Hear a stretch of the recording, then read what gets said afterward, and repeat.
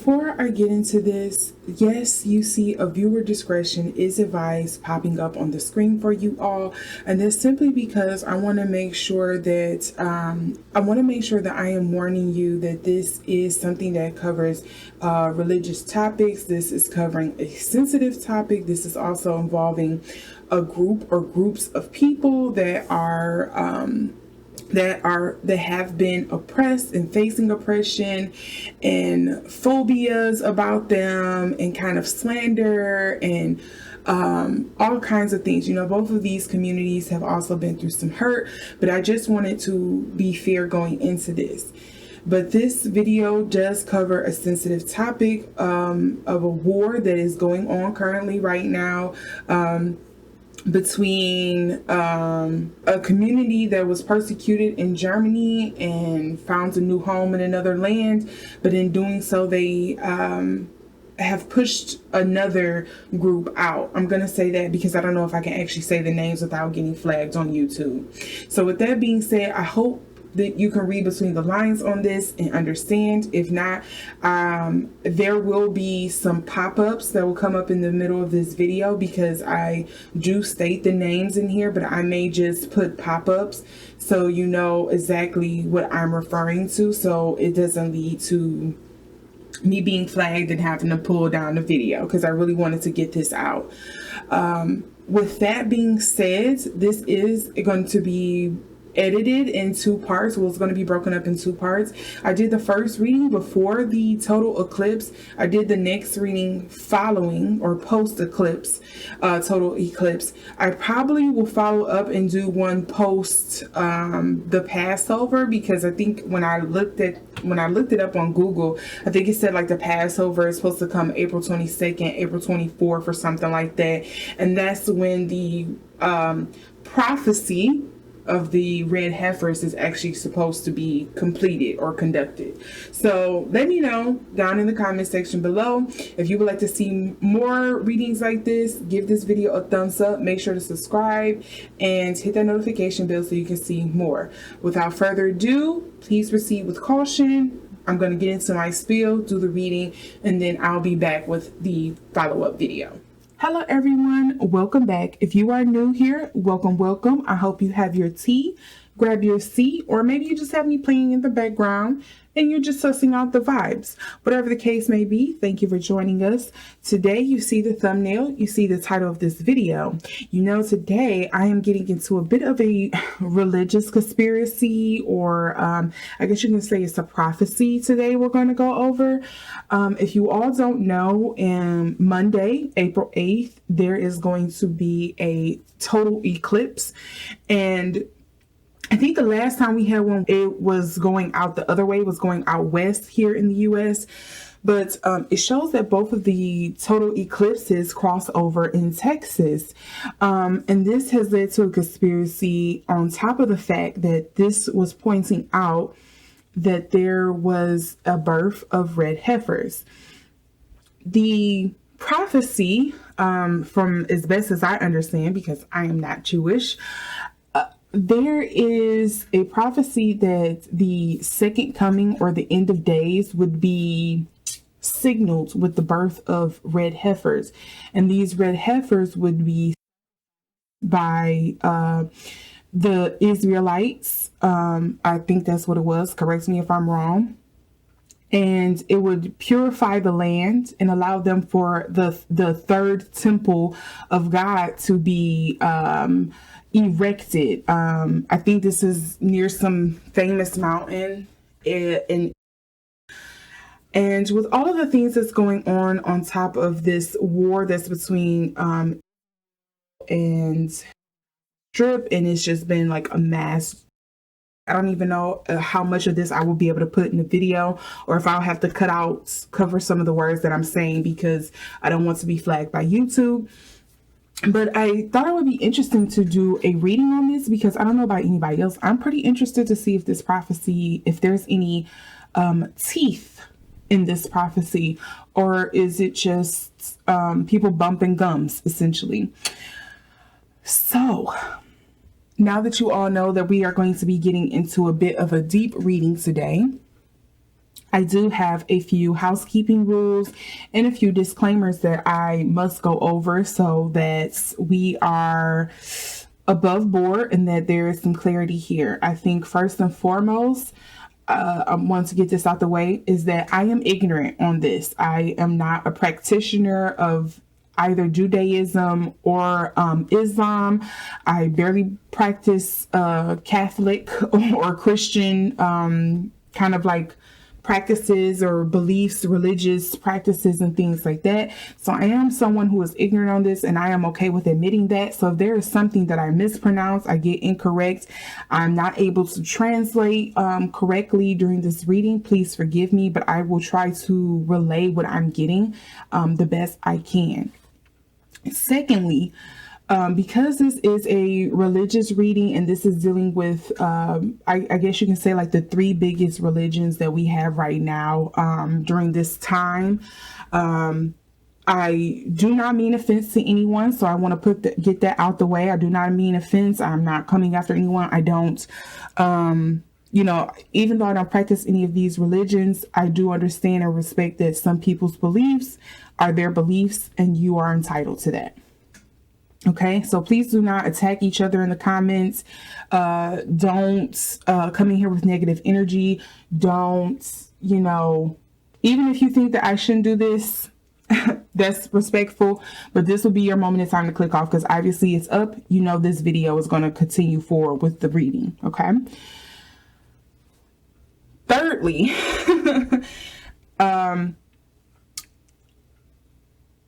I do want to clarify that because I said reading, if you are someone who is new here because this is your first time coming to my channel, again, welcome, but I may lose you in just a second. I mean tarot reading. I use tarot cards to kind of like channel the energies and messages from the universe, from source, from spirit, to you all. I try to funnel any images or translations, etc. from them, and I try to relay them. This is an intuitive reading, so of course with this being an intuitive reading, there is some things that I may slightly get off track about. I may relay it wrong, I may mistranslate. Okay, just think of it like that, like I'm pretty much reading you a translation, so therefore it's open to different interpretations, and there may be different translations that I'm giving you that may not actually be in there because it may not convert over directly. Okay, it's coming, I'm just a filter essentially. So because these are intuitive readings, the fourth thing is my disclaimer. I definitely have to issue that with this video for sure, because this again is dealing with two big religious factions here. So all statements made in this video are alleged for entertainment purposes only. Please do not take it to heart. Do not use tarot as the end all be all. That is not what I use tarot for. If that's what you use tarot for, that's on you. That's not my practice. I just use tarot as like a tool to kind of like meditate and get messages out. Okay, that's it.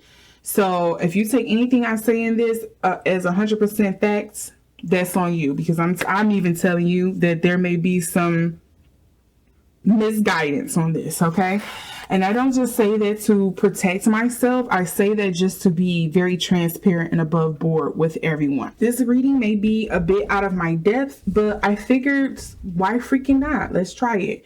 This is like a world event. This is something that could involve all of us, or it could be, as I like to say, a big nothing burger.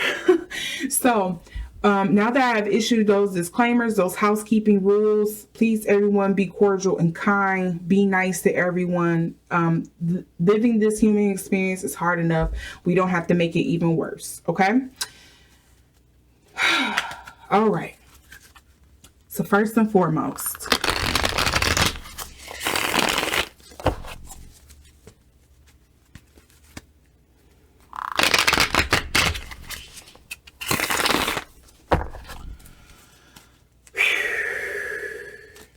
so is there any truth?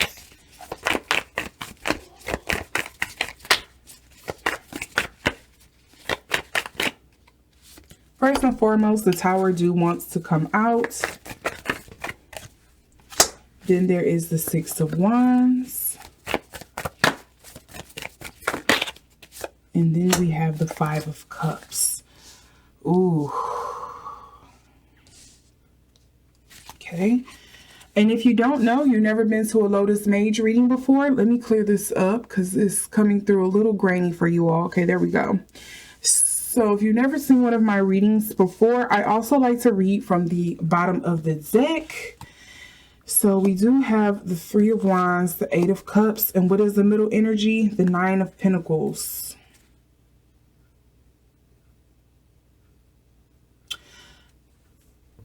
So first and foremost, what's coming through for me, that this does feel like there is the end of the old to usher in the new.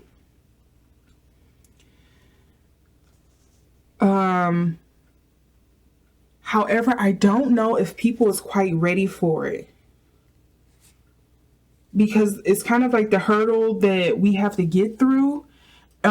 This Nine of Pentacles is reading kind of like isolation, individualism. Why I wanted to say monotheistic. Take that how you want. But it feels like we're coming out of the singular. The Tower card do mean, oftentimes I take it as the card of like, of swift change almost. The Tower means, you know, there is I think of it kind of like a raising. We have to burn away and clear away. We have to renew the energy that is here in order for something new to grow here. Fire purification is kind of like a thing that comes up for me. And this would make sense with this being coming up around a total eclipse in Aries, mind you. So this could really ramp up a lot of chaotic energy. I think also, if I understand correctly, I think it was founded under Aries. Ooh. The Six of Wands. In this deck, it usually reads like the spotlight card, the performance card, the celebration card, the congratulatory card, the I'm, stepping out in the limelight, I'm claiming what's mine. The victorious card is kind of like what I would say that is. And then you have the Five of Cups here. So the Five of Cups usually deals with like, the Five of Cups in this instance is kind of like, it's bittersweet. Usually the Five of Cups can speak to things of like despair, not moving forward, or having a hard time getting over something.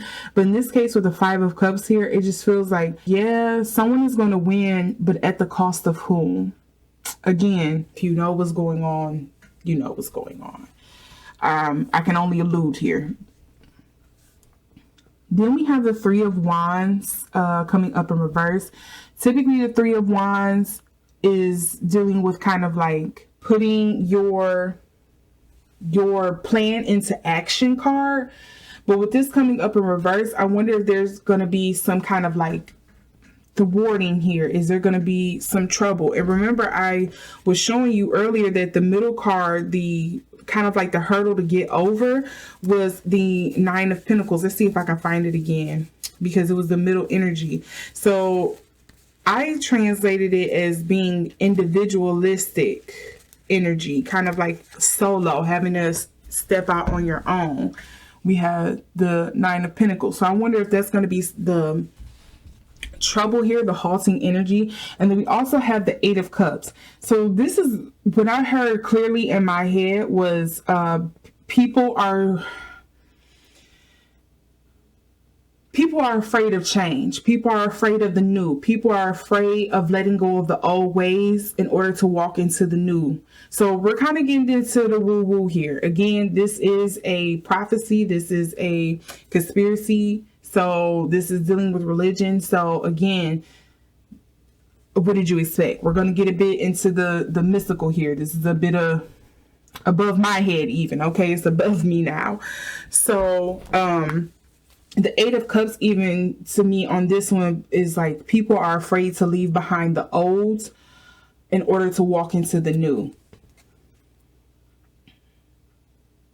We also have the Nine of Cups coming up in reverse for the underlying energies outside of the Eight of Cups. So this seems like a lot of emotional baggage, a lot of emotional, I don't know, maybe trauma and things like that. So maybe collectively, either, you know, on a micro, macro level, it could be maybe the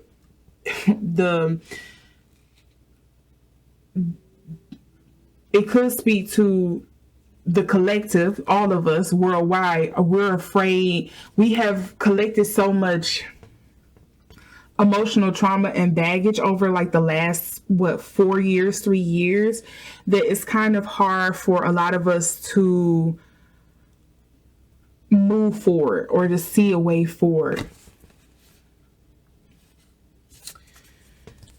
Whew.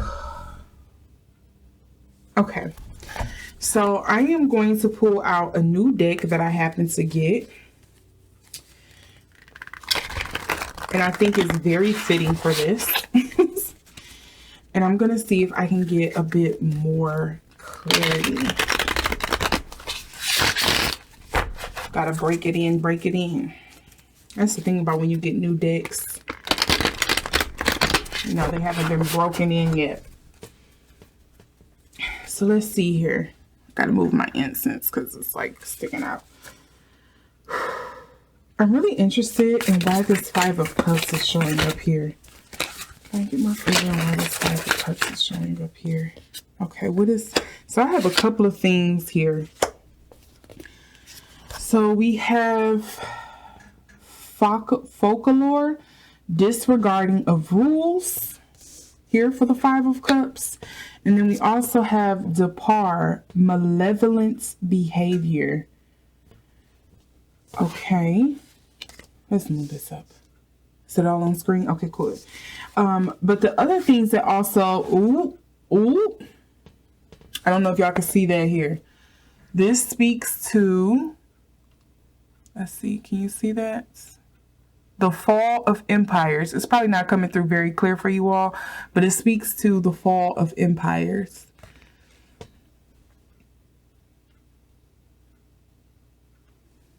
And this deals with Sabnak.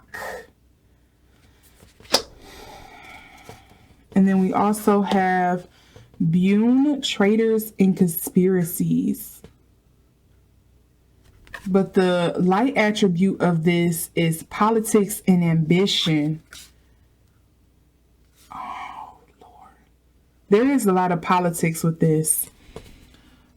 Undertaking and completing a mission.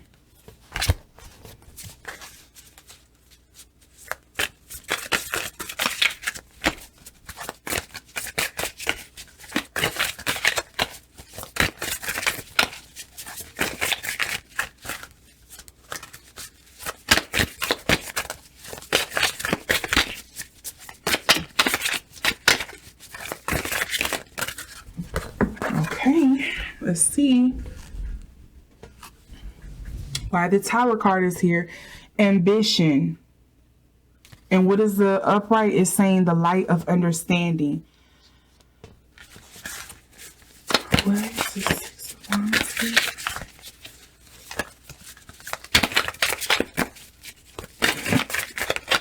And that's Balfour. Okay, I have 2 cards for this one. Wait, or is it like this? I don't remember. Intellectual richness, theft and destruction. This deals with cruelty, love, and submission.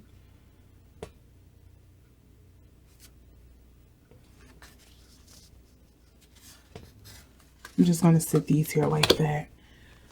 I know these are a bit off screen.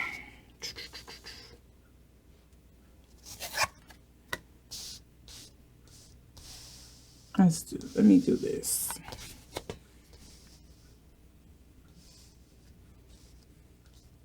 There's a lot of 9s coming up here.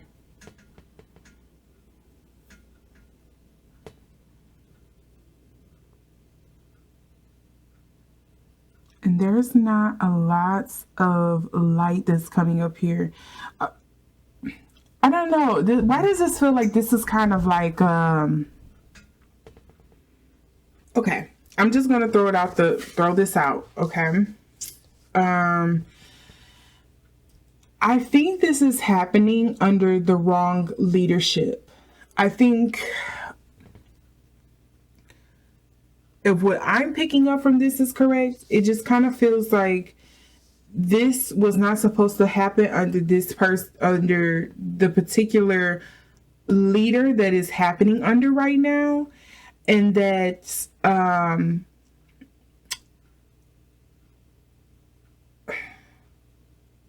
maybe this person isn't, because this person, not saying you have to be the purest thing ever, but I think because their heart isn't in the right place, essentially, this is, it's a power move. It's not really reading like this is happening out of like love or the purpose of moving the people or mankind forward. This is to forward their own personal power or consolidating their own personal power. And they don't care by what means that they have to go through in order to make sure that this becomes true. And one of the things that's kind of coming up for me, I don't know if you all have ever heard of the story of kind of like, well, I'm sure you all have history. When the Spaniards, Portuguese, came over to America and they were trying to root out was it the Mayans or the Aztecs? I'm sorry, I get them confused. Again, do not mean to purposely insult anybody. I'm just being ignorant. They also came during a time of where it was also a prophecy with them that there was going to be an usher in of a new god or a new birth of a god or something like that, or a god coming back. I don't think it was Quetzalcoatl. I'm kind of murky on that. I don't remember exactly. But Cortez and his crew, came during that time, and it played a pivotal role in kind of them taking over and kind of like changing the tides on the battle. With that whole prophecy, they were able to kind of like use that towards their own benefit and kind of like ruling over the people, because they kind of seen it as like, okay, well, these are going to be the people who's going to usher in this new God, this new age. And, also the Mayans and the Aztec had a lot of enemies, and these enemies was absorbed into their empire. And so they also wanted to see them overthrown, and the prophecy that they believed in, the religious belief that they believed in, attributed to them being or feeling comfortable and being like, okay, well, your time is up, because the prophecy said that, this new savior, this new God was going to come in on white clouds from across the sea from a new world and was going to wipe you all out. So we're going to make sure that happened. So it kind of becomes like a self-fulfilling prophecy, essentially. And so that's kind of like the story that popped up in my head is kind of like what I'm getting. It just kind of feels like a self-fulfilling prophecy at this point.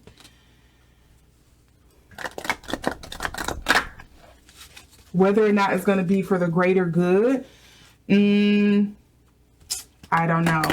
But I do think it's going to be at the cost of someone else's misfortune. I do think a rise of a new like empire, or it's going to mark the change of a new world being ushered in.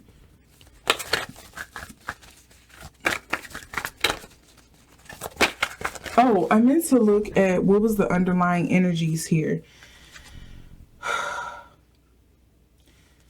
So we have Stolas and Manadale. This is dealing with inner and outer work and protection of criminals. Okay. And then the other one is fraud, misrepresentation, and also breaking the circle, which is dealing with Anil and Phoenix. I think that's how it's pronounced. It's not reading like it's going to be for the best. Again, it just feels like someone is probably forcing this.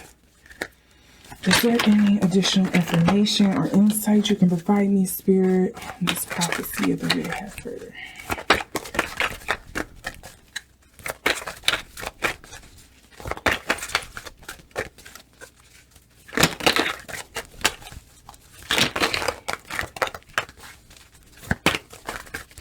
See, examine your integrity. It just, okay, these fell over, but I don't know if they actually meant to come out. So focusing on higher truths. It feels shady. It feels very trickster energy. Examine your integrity. What I had flip over was, it's a no. We also had awaken your vulnerability and develop stronger concentration. Let me see if I can get one more card here.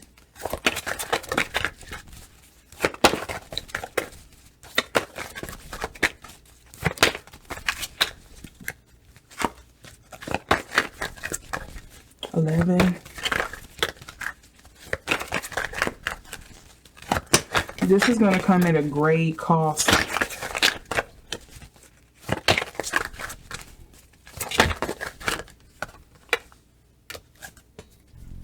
Because if I'm not mistaken, I think this is Saturn's symbology here. And you know, Papa Saturn comes out swinging. He comes with the hardest energy. Transform anger, and then we also have excess clear thinking.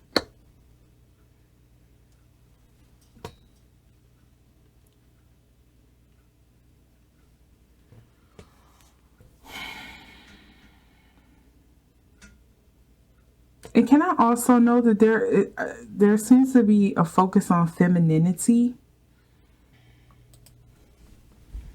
Yeah, that's Saturn. I had to make sure that was correct. I don't know if you can see it all in there. And this is Father Time. That's what I get. Focus on higher truths. But this feels like, I don't know if you can see that, because he has like a clock behind him. It's also, you have the, what they call these things. Oh, I'm blanking on it. But, you know, it's a lot of things dealing with time. Time. He also had a watch or something on him. Oh, sorry. That was a compass up here. It's a compass right there. And it's Papa Saturn right here. I don't know if you can see that symbol on there really well because of the lighting. But trust me, it's the Saturn symbol here.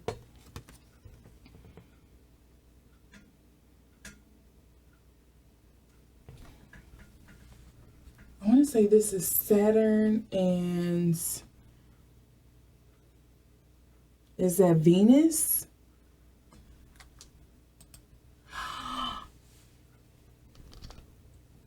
Saturn into Venus. You have from father to mother. Venus is kind of like, I know most people will say the moon, but Venus also feels like, you know, very feminine, very womanly energy kind of coming in. Or maybe it's kind of like the balance of things, like the course correction. As I was saying earlier, there feels like there's a ushering in of something feminine. Now, mind you, it's a compass on his hat, and it's also, she's holding some form of a compass with the north-south, like the wind thing here. Winds of change. But what we're about to change into is, I think it's going to require, I'm wanting to say the word companionship, but maybe community is a better word.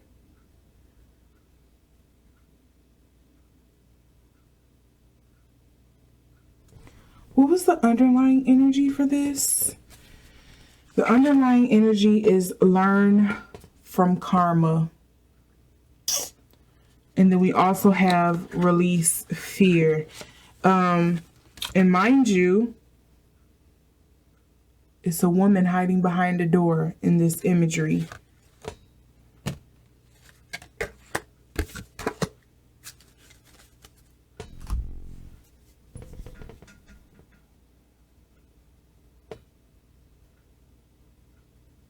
So there's definitely a lot of fire coming up for me in this, a lot of purification energy, a lot of misleading, misguidance. I do feel like self-fulfilling prophecy is a large portion of this.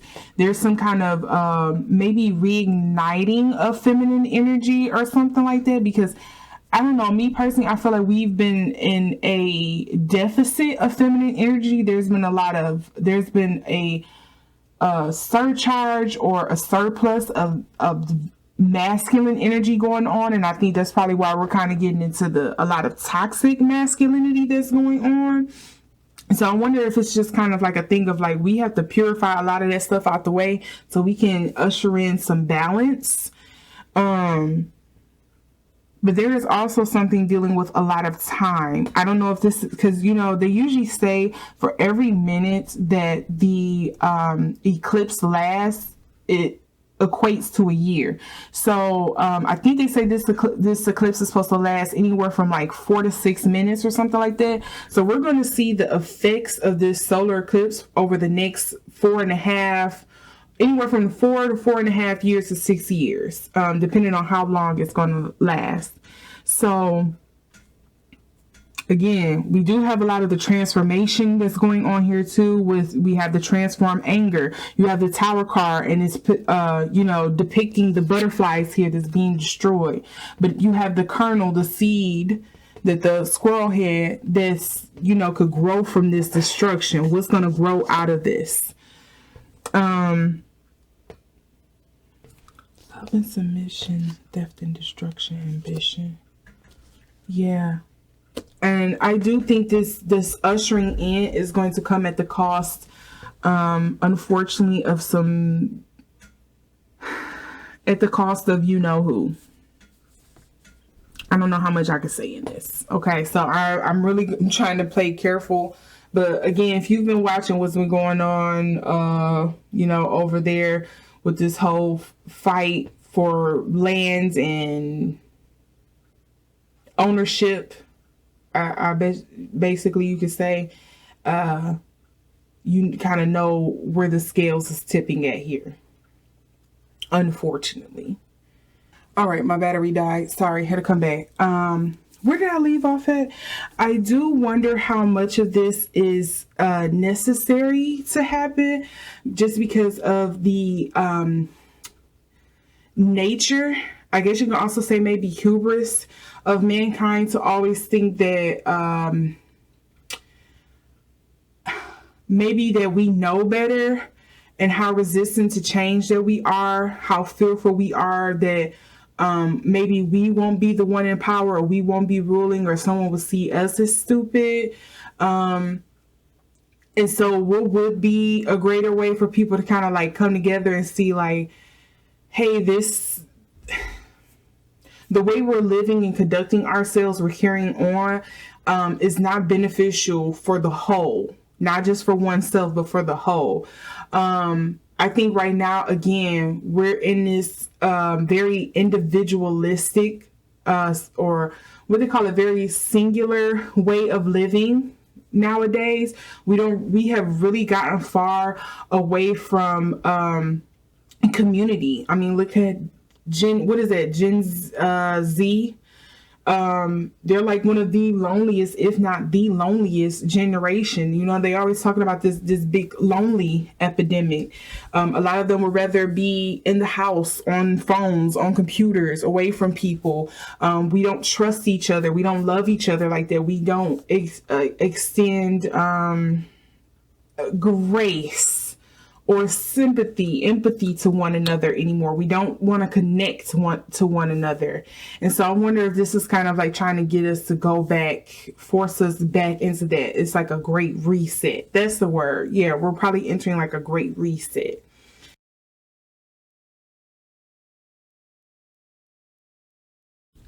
So for you all, this was a split cut, but earlier I went over my reasoning for why I didn't post this video before the whole total eclipse event that we had, and in regards to the whole red heifer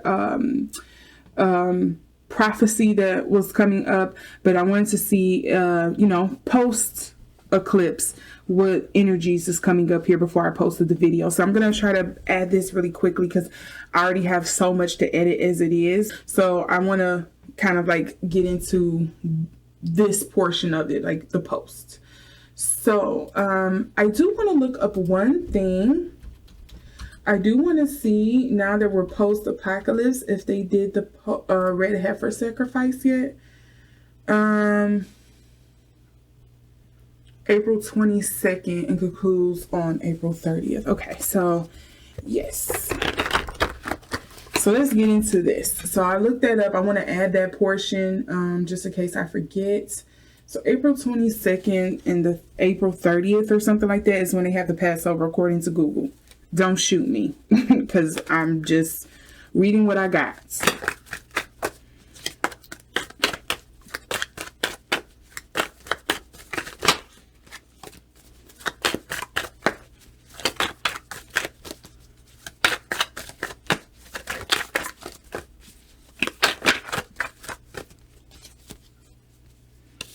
Quite a few things slipped over here, but we're going to shuffle again. Okay, there we go. We got some things. I tell you one thing for this reading, I am going to get some wands. I am going to get some Aryan energy. I'm going to get some fire. Point blank in the periods.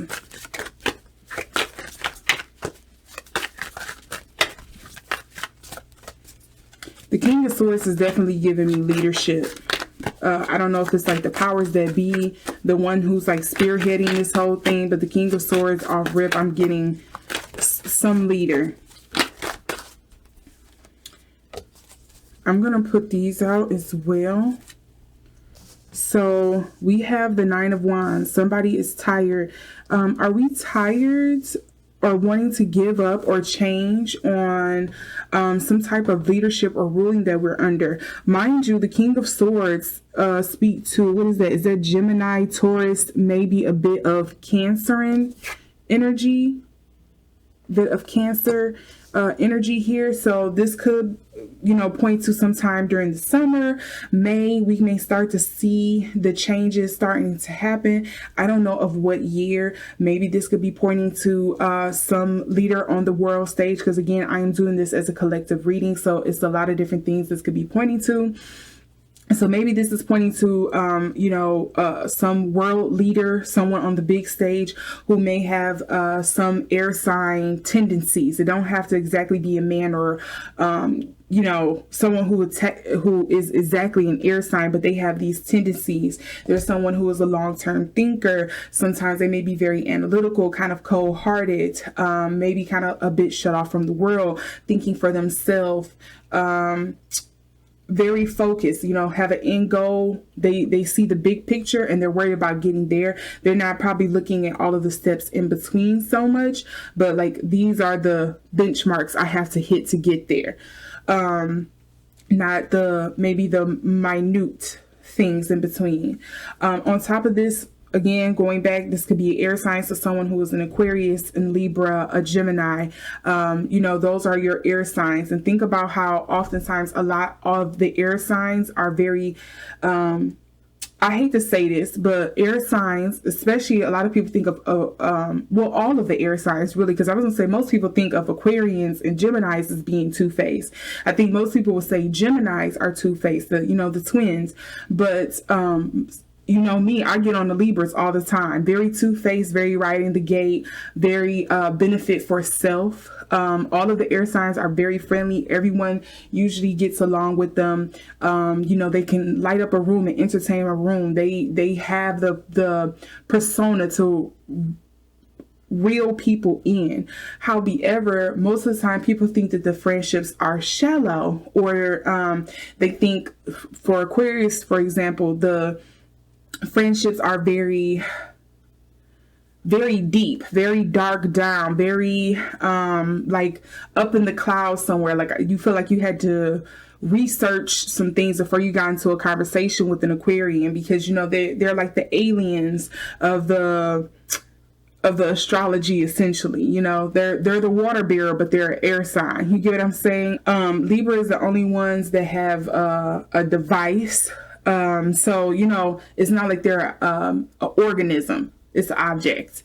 So just think about how cold, callous, two-faced sometimes air signs could tend to be, kind of like off in the clouds, very for self, very what they call it, sometimes can be perceived to be, what do they call it, people, you befriend people just for your benefit, and then you kind of like throw them away. It's a word for it, and I'm blanking on it right now, but advantage, taking advantage is kind of like the similar energy that I'm trying to get to here. And then we have the Ten of Wands. And the Ten of Wands in this particular deck just makes me feel like you folded under pressure. You give in, you give up. It's time to kind of like give in and start moving in that truth. But the Ten of Wands can also speak to a new cycle coming in, a new phase. Also, keep in mind, I want to say, is this Jupiter and Sagittarius? So these are like very out there thoughts. This is kind of like luck of the draw. I kind of do think of Sagittarians as lucky as well. I don't know if Jupiter is at home in Sag. I want to say it is. I want to say this is it's exalted in Sagittarius, but I'm not sure. I'm not big on astrology. I'm still learning a lot of astrology myself. But, you know, I think of like Sagittarius as being very lucky. They're very wayward, very traveling. And so when I think of this Jupiter and Saturn energy, it also gives me something about maybe interconnectedness. Like the world is already very interconnected as it is because of the intranet is a global phenomenon that we have. So I wonder if there's going to be some changes in kind of like how we're connected through technology as well. Or if there's going to be, which it kind of already is, a war on controlling the technology. This is a lot of Sagittarian, Moon and Jupiter. So this is a lot of Sagittarian, Mercurial, 12th house, out there energy, the things, you know, over the horizon that you can't quite see is getting off into the bounds of space we have not yet explored. So, you know, just think of it like in those big ideologies. And this will make sense as well for this being a collective reading, just kind of like looking at things beyond. Okay, and so then we get into the Nine of Coins energy, but it's coming up in reverse. And so to me, this feels, typically the Nine of Coins deals with kind of like verse. It's kind of like you did all of this and you don't really have much to show for it, kind of thing. You put in all this work, all these resources, you thought you was going to do something and nothing really came about it. Also with the coins being here, the coins usually deal with, I guess you could say like earthly realm things, mundane, the world around us, the everyday mundane things. So with this coming up in reverse, again, this to me it makes me feel like you're, especially after the Ten of Wands, it makes me feel like you're reevaluating where you put a lot of your focus, where you are putting a lot of your time, your energy, your money, your resources behind.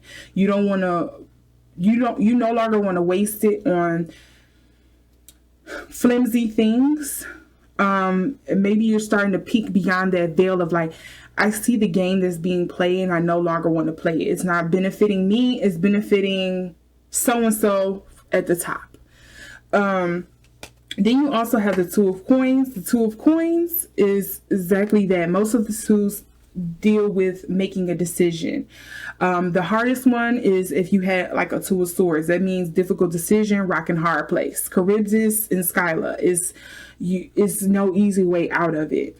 But with the Two of Coins here, it feels like it's more like making a choice on kind of like on that same thing of like the Two of Wands. Where do you want to spend your energy? Where do you want to kind of go with things? Where do you want to spend your resources? Where should you maybe start building a network with people so you can start putting this business, which will go into like the Three of Coins, before you start signing these contracts and making business move with people, building out this network and solidifying it into the Four of Coins, where you have the foundation now. You have the people, the place, the thoughts, you have the backing and everything. So now it's time to start putting it into play. So that's kind of like what I think of with the Two of Coins. And then also here we have the Ace of Coins coming up in reverse for me. It looks upright for you all. And I like to read from the bottom of the deck. If you don't know where I'm getting these cards from, I'm pulling them from the bottom of the deck. And then it just kind of goes crazy from there. And then we also have, so funny enough, we have the sixes, the Lovers and the Six of Wands. The Lovers is usually, I think of the Lovers, depending on what it is, but in this case, depending on what the reading is, the Lovers can be romantic, it can be partnership, it can be, a potential significant other, or a flash in the pan happening. But in this case, because I'm doing this on a world reading, and this is mostly dealing with politics and conspiracy, I usually see this as the alignment card. Are you in alignment with what your purpose is right now in this point in time? Somebody said something in a video I overheard, and I can't agree more. I think we go through moments where our purpose changed, and then I think maybe like every decade or so, maybe every 5 years or so, or something like that, your soul is steady trying to get you to pivot, because you are being called to do a different purpose in different time periods of your life, different seasons of your life. So are you in alignment at this point in time? Because time is a construct, but are you in alignment with your purpose at this point in time in your life? And I'm guessing not. Collectively, I don't think we are headed in the direction that we need to be in. I think the mankind is being has been set off track. And so maybe now we're going to go through this moment, like we're course correcting. We're going to go through this moment. I feel like there's probably going to be some tough times ahead. I know it feels tough now. I would say, speaking for myself, it seems like lately, especially since the pandemic, I feel like the pandemic was like the soft reset, and now with everything coming up, it's like the hard reset. It's like, all right, let's rewind this and try again, because you're all the way off course. And so that's what it feels like to me. This feels like a hard reset is coming forward. I think these are just symbols. These are signs to alert us that, hey, a change is a-coming. And so just to expand on this, because wow, I've already been recording for a little over 16 minutes. So I don't want to make this too long, because like I said, I already know I have to cut so much of this down. And I want to make sure I get this out by the end of the week. See, look, intentions. We're being asked to look at our intentions, what we are putting our resources, our time, our energies behind. We also had adaptation. I don't know if I put it in here earlier, but I'm pretty sure I referenced something about I'm pretty sure I referenced the adaptation energy earlier, of like, when you think about it, and let's be honest, because this has happened to myself even, we oftentimes are very resistant to change. Change only happens and only comes once some severity comes in. So the adaptation to me just rings about humankind as a whole, the collective. We don't always adapt to change the easiest. I think the reason why this change is throwing us off so much, though, is because overall, this feels like Again, time is a construct, but I feel like if we were on a trajectory, some kind of timeline, at year 2046, humans should be here. By the year 2065, humans should be here. By the year 2088, we should be here. I feel like we've sped up the timeline a little bit. I don't know how to explain it any other way. It just feels like something in the human collective has sped up kind of like this timeline, and maybe it's coming at the right time, but something about this kind of just feels like it's been sped up. And I don't know if it's this process is going to be sped up, so that's what's making it even worse, or making it feel, or at least to us is making it feel tough and worse, but it just kind of feels like it's been sped up, but it's happening exactly when it needs to. It's weird. And so, yeah, here we go again. We're speaking into courage. Be courageous. Lean into your purpose. Lean into the change.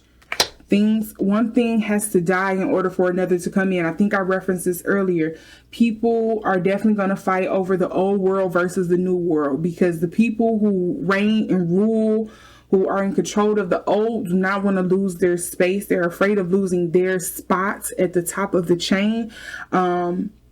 And for those at the bottom to come to the top. And so that's essentially what this is. I feel like there's a societal death, a cultural death that's happening. There's a power shift coming amongst the nations, whether it's a shift in powers, or if there's a shift to solidify certain powers. Who knows?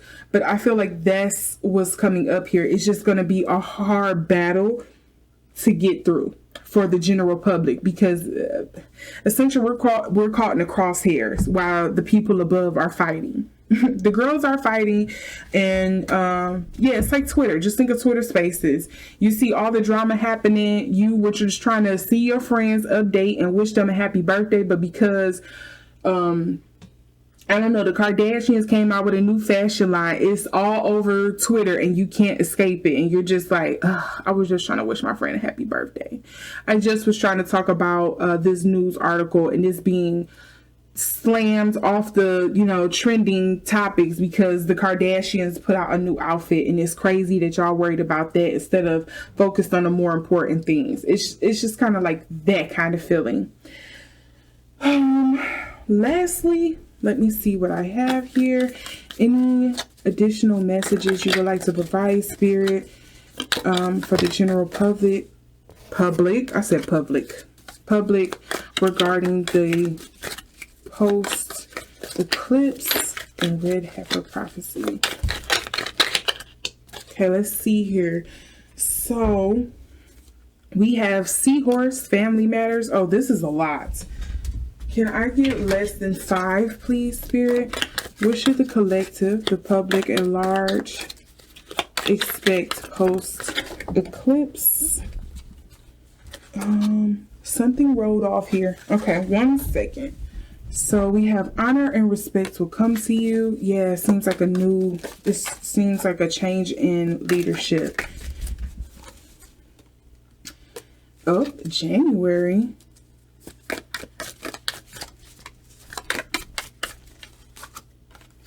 Astral house, dealing with wealth, is definitely some monetary changes that's going to be happening.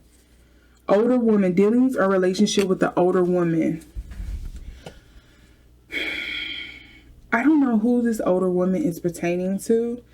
I hate kind of like when I get figures or like personas in world stage readings on like collective readings, because it's kind of hard to narrow it down.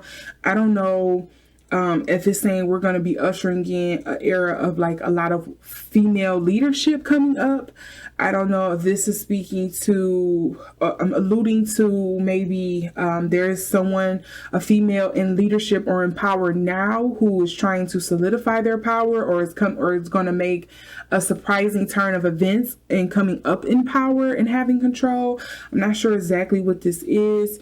But because this is dealing on the world stage, I can't help but think that this is dealing with some prominent female leadership. that's going to be coming up. Okay, and I want to see what's at the bottom of the deck here. Let's see what's at the bottom of the deck. I had to get this all together. So we have fire, strong emotion, passionate or hate. We have love coming up here. And then we also have X, forces working against you.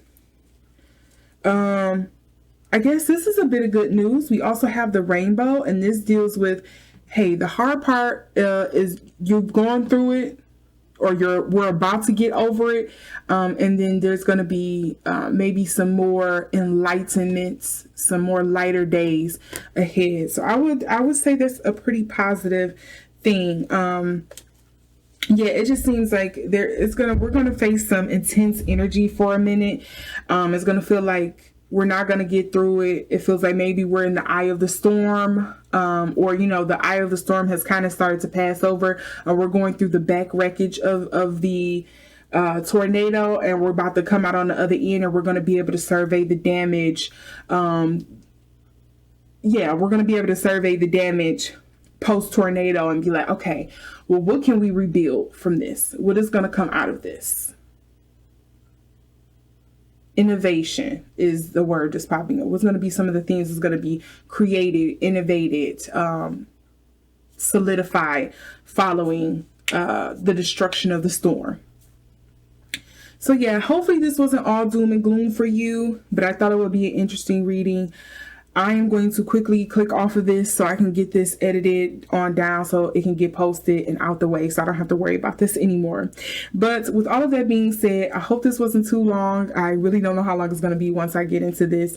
But let me know your comments, your thoughts down in the comment section below. Let me know your thoughts and your theories down in the comment section below. Is there anything that I said during this reading that kind of like really resonated with you, that kind of just set your third eye off a little bit, gave you tingles? With all of that being said, if you like this reading, please give it a thumbs up. If you would like to see more of my conspiracy readings, you can see the playlist at the end of this video as well. Make sure to subscribe and hit that notification bell, setting it to all, so you can see the next time I upload. And with that, I wish you all a blessed day and night wherever you are, and I will see you in the next one. Bye.